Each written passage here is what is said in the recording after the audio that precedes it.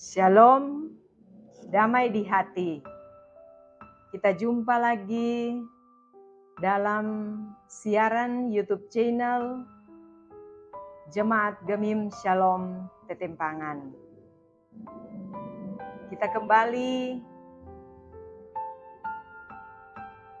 akan membaca Alkitab dan merenungkannya bersama. Sebelumnya, mari kita satu di dalam doa. Kita berdoa. Bapa yang penuh kasih, kami menaikkan pujian dan syukur kepadamu, karena kasih-Mu sungguh nyata dalam hidup kami, memberkati kami, memberi kami kekuatan dan kemampuan, sehingga saat ini kami masih diberi kesempatan lagi menikmati hidup ini. Terpujilah Engkau Tuhan. Kembali kami akan membaca dan merenungkan firman-Mu. Firman-Mu adalah pelita dalam kehidupan kami. Tanpa firman-Mu, kami berjalan dalam kehidupan yang tidak berkenan kepadamu. Karena itu, kami memohon kasih-Mu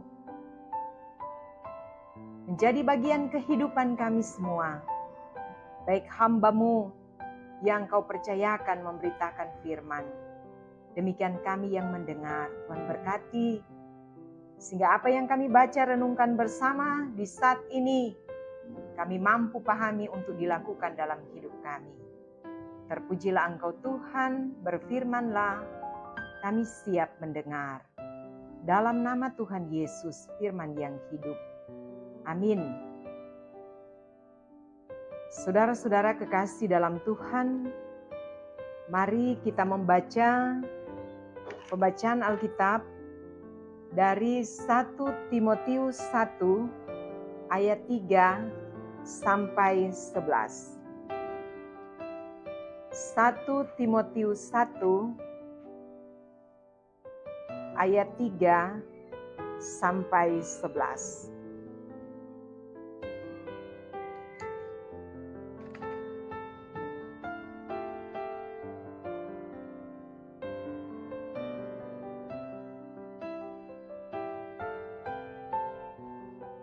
Mengenai ajaran sesat. Ketika aku hendak meneruskan perjalananku ke wilayah Makedonia, aku telah mendesak engkau supaya engkau tinggal di Efesus dan menasehatkan orang-orang tertentu agar mereka jangan mengajarkan ajaran lain, ataupun sibuk dengan dongeng dan silsilah yang tiada putus-putusnya, yang hanya menghasilkan persoalan belaka dan bukan tertib hidup keselamatan yang diberikan Allah dalam iman. Tujuan nasihat itu ialah kasih yang timbul dari hati yang suci, dari hati yang murni dan dari iman yang tulus ikhlas. Tetapi ada orang yang tidak sampai pada tujuan itu dan yang sesat dalam omongan yang sia-sia. Mereka itu hendak menjadi pengajar hukum Taurat tanpa mengerti perkataan mereka sendiri dan pokok-pokok yang secara mutlak mereka kemukakan. Kita tahu bahwa hukum Taurat itu baik kalau tepat digunakan, yakni dengan keinsafan bahwa hukum Taurat itu bukanlah bagi orang yang benar, melainkan bagi orang durhaka dan orang lalim, bagi orang fasik dan orang berdosa, bagi orang duniawi dan yang tak berguna, bagi pembunuh bapa dan pembunuh ibu, bagi pembunuh pada umumnya, bagi orang cabul dan pemburit, bagi penculik, bagi pendusta, bagi orang makan sumpah dan seterusnya, segala sesuatu yang bertentangan dengan ajaran sehat, yang berdasarkan Injil dari Allah yang mulia dan maha bahagia, seperti yang telah dipercayakan kepadaku. Demikian pembacaan Alkitab.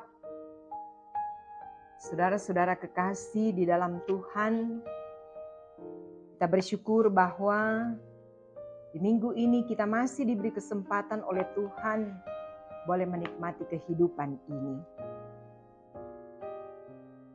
Kita tahu pasti siapa Paulus, seorang hamba Tuhan yang dipercayakan melayani di zaman itu. Paulus memiliki teman kerja yang direkrutnya, yaitu Timotius, yang di saat itu usia Timotius masih sangat muda. Karena itu Paulus memberi nasihat kepada Timotius. Paulus tidak segan-segan mengarahkan Timotius untuk bagaimana dia menjadi seorang hamba Tuhan yang setia melakukan apa yang diperintahkan oleh Tuhan. Timotius hidup dari satu keluarga yang percaya kepada Tuhan. Ibunya yang bernama Eunike dan omanya Lois. Dan dalam pendampingan Paulus, Timotius menjadi hamba Tuhan yang setia. Ketika itu, Timotius ada di Efesus. Dia melayani jemaat yang ada di sana. Dan Paulus memberi nasihat kepada Timotius tentang keadaan jemaat Efesus pada saat itu. Dengan berani, Timotius harus menegur para pengajar-pengajar sesat agar mereka menghentikan apa yang mereka lakukan itu dengan mereka kembali ke jalan yang benar. Yakni mereka harus menyampaikan ajaran-ajaran yang berdasarkan Injil Allah. Karena di saat itu mereka mulai menyimpang dari ajaran Tuhan. Sehingga Paulus di saat itu katakan dia sangat prihatin dengan orang-orang yang ada di Efesus, yakni yang disebut guru-guru palsu yang mengajarkan ajaran yang tidak berdasarkan Injil Tuhan. Dan ini tugas Timotius, sehingga dia harus menyampaikan apa yang diperintahkan oleh Tuhan lewat Paulus. Saudara-saudara kekasih dalam Tuhan, kita melihat bagaimana kehidupan jemaat yang ada di Efesus. Jemaat Efesus adalah jemaat yang dikatakan keadaan jemaat yang multidimensi. Artinya multi etnis, multi kultural, multi agama. Ini menjadi penyebabnya muncul guru-guru palsu, ajaran-ajaran sesat. Orang Yahudi fanatik, orang kafir penyembah berhala, dan sebagainya. Itu yang mempengaruhi dan yang berkembang di saat itu yang harus diarahkan. Dan ini memang bukan hal yang mudah. Ketika Paulus menyampaikan dengan tegas bahwa orang-orang yang seperti itu ketika tidak ditegur pasti kehidupan mereka akan mengarah kepada kebinasaan. Tujuan mereka bukan timbul dari hati yang murni.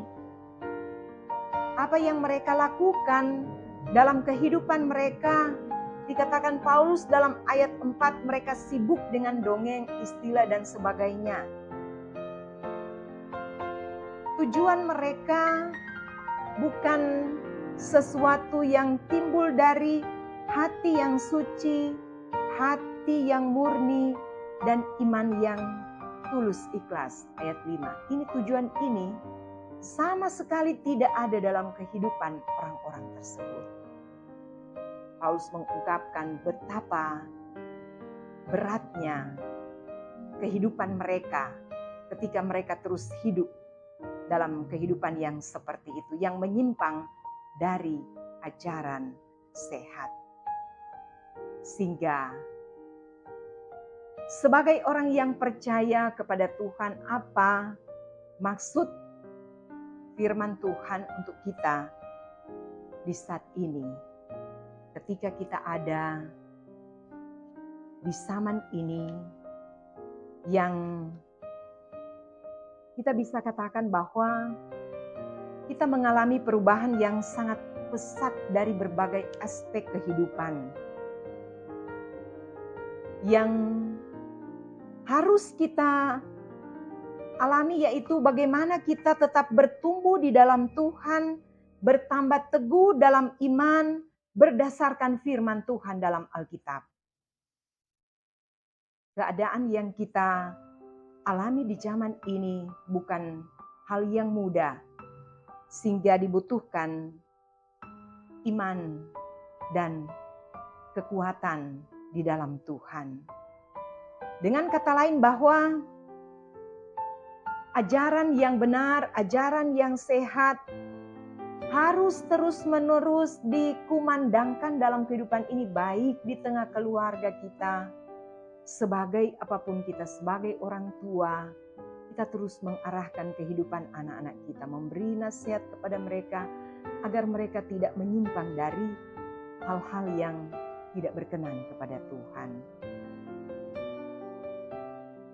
Harus memiliki kekuatan iman, sehingga apapun tantangan hidup yang dialami di zaman ini, kita akan terus mampu untuk menghadirkan kehidupan yang memiliki, Paulus katakan, hidup yang bahagia, hidup yang suci di dalam Tuhan, hidup yang berkenan kepada Tuhan. Kita jauh dari kehidupan yang tidak berkenan. Sebagaimana tema di minggu ini berpegang pada ajaran sehat. Ketika kita hidup di dalam Tuhan, dalam ajaran-ajaran Tuhan, maka pasti kita akan tahu mana itu ajaran sehat dan mana itu ajaran sesat. Jika kita tidak hidup di dalam Tuhan, maka kita tidak akan mampu membedakan mana yang sehat dan mana yang sesat. Karena itu, lewat bagian bacaan ini kita diingatkan, sebagaimana Paulus menyampaikan kepada Timotius tentang Injil yang diajarkannya, yang berasal dari Allah. Dan Allah sendiri yang telah mempercayakan kepada Paulus untuk diteruskan kepada banyak orang. Demikian pun kita. Ketika kita hidup di dalam Tuhan, mari kita meneruskan ajaran-ajaran yang baik. Kita tidak hidup dalam seperti yang diungkapkan oleh Paulus dalam bacaan ini, omongan yang sia-sia. Apa yang kita ucapkan tidak menjadi berkat untuk orang lain. Injil itu adalah kabar baik, kabar sukacita. Kekuatan Allah yang membawa manusia untuk sanggup membebaskan manusia dari belenggu dosa. Kita bersyukur kita telah bebas dari dosa karena Tuhan mengasihi kita.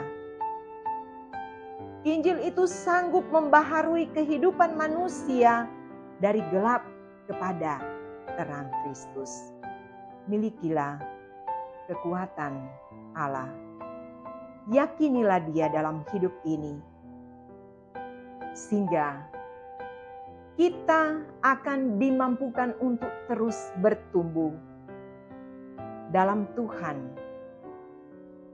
Semakin matang, semakin dewasa, sehingga kita mampu membedakan ajaran yang tidak berkenan kepada Tuhan dan yang berkenan kepadanya.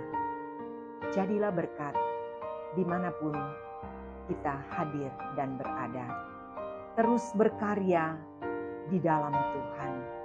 Tuhan pasti memberkati kehidupan kita.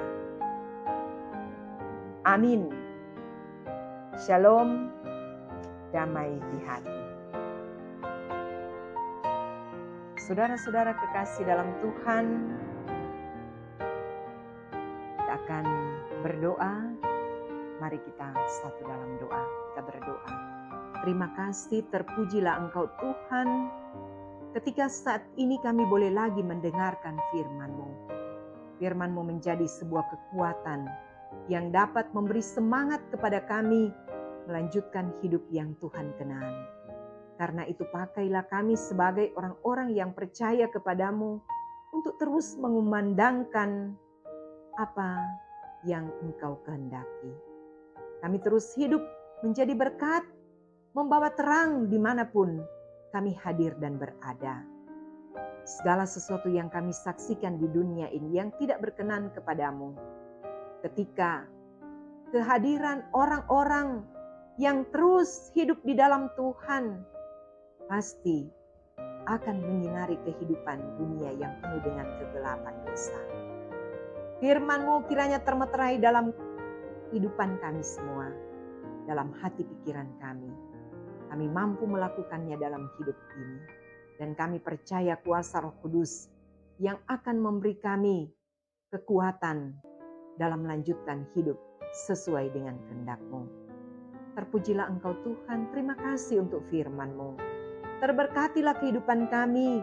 Apapun yang kami lakukan dalam hidup ini lewat tugas pekerjaan tanggung jawab yang kami lakukan, Tuhan yang akan terus memberkati dan memberi kami kemampuan, kekuatan, dan kesehatan menjalani hidup ini. Apapun pergumulan tantangan hidup yang kami alami, Tuhan, Engkau pasti akan menolong dan memberkati kami.